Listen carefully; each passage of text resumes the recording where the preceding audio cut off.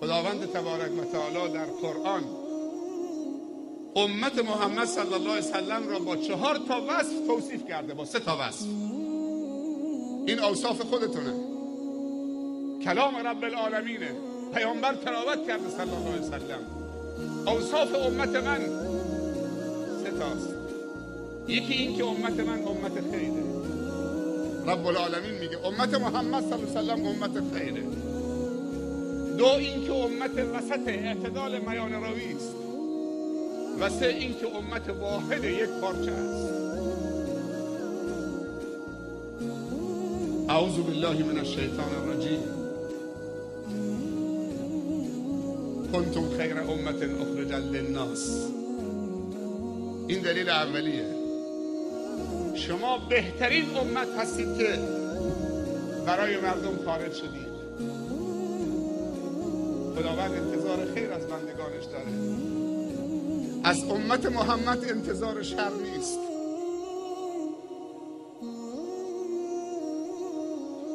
فکر میکنم در ختم بخاری، نمیدونم چند سال پیش این مثال زدم.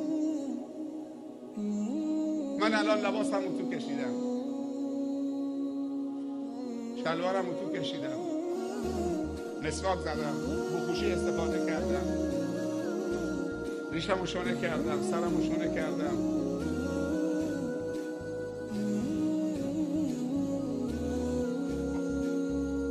اگر دلم پر چرک باشه، کینه باشه، دشمنی باشه، عقده باشه، تکبر و خودخواهی باشه، حسادت باشه، تحقیر مسلمان باشه، کینه توزی باشه، حب معصیت، حب جاه، نیت‌های پلشت و پلید،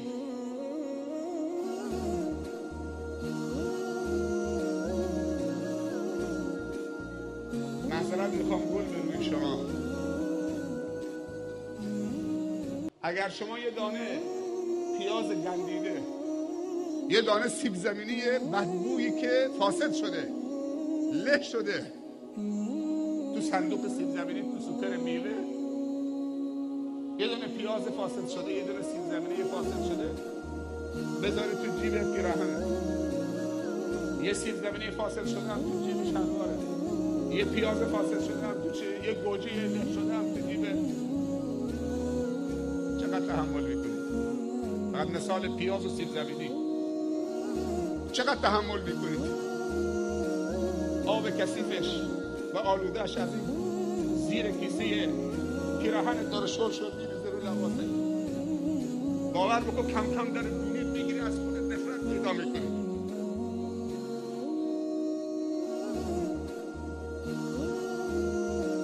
تحمل بوی عفن و نتنه و بعد یک سیب زمینی و یک پیاز برای 10 دقیقه نداریم تو جیب پیراهنمون و شلوارمون. ولی تعجب ما اینجاست، یعنی حسادت به اندازه یک پیاز فاسد شده نیست که تو سینه من و توست، نه تو جیب پیراهنمه.